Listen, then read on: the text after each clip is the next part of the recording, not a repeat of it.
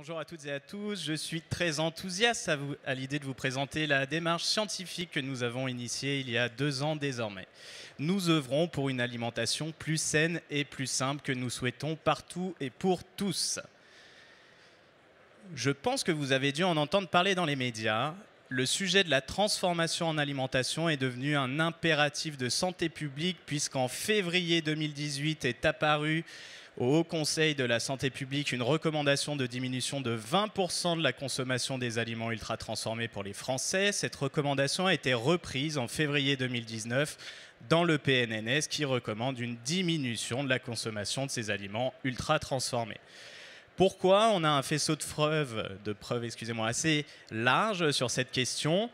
On va avoir notamment des études qui montrent qu'on ne devrait pas dépasser 13% d'apport calorique sur la base d'aliments ultra transformés sous peine de s'exposer à un risque accru de développer des maladies chroniques. Nous sommes aujourd'hui à 36% d'apport calorique en France sur ces aliments dits ultra transformés. Il y a d'autres études qui sont sorties, même le régime végétarien, pourtant protecteur a priori, se révèle délétère quand consommé sur la base d'aliments trop transformés.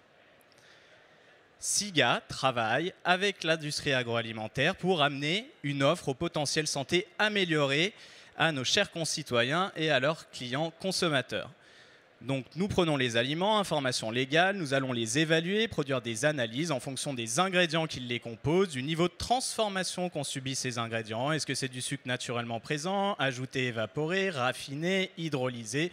Ça fonctionne avec l'ensemble des ingrédients. Ça permet de faire quoi? De la formulation, de la reformulation, puisqu'aujourd'hui on a des dizaines de milliers d'aliments évalués avec notre méthode de scoring.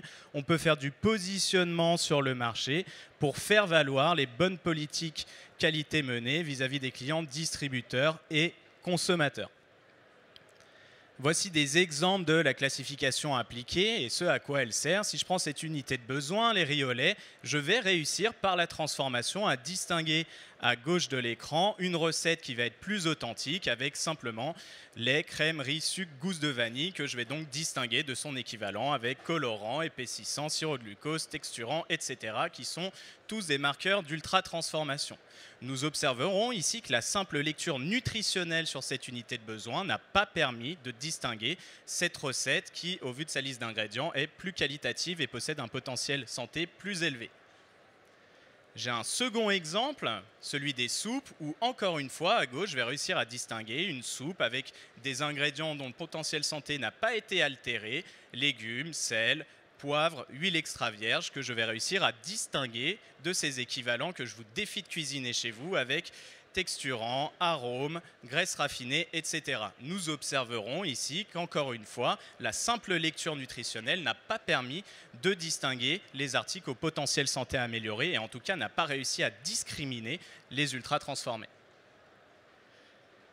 On le lit dans les grandes lignes, je vais passer très vite sur ce graphe, mais globalement, aujourd'hui, malheureusement, un aliment sur deux présenté favorable par le Nutri-Score, par les indices nutritionnels, se révélerait délétère pour la santé, puisque ultra transformé. Cette information, vous l'aurez compris, au-delà de sa nécessité scientifique, vient en complément de l'information nutritionnelle que l'on partage aujourd'hui au grand public. Comme je vous le disais, nous travaillons avec les industriels et distributeurs de l'agroalimentaire. Nous permettons de faire de la sélection, donc travailler non seulement chez les distributeurs sur la marque propre, mais sélectionner une offre au potentiel santé amélioré.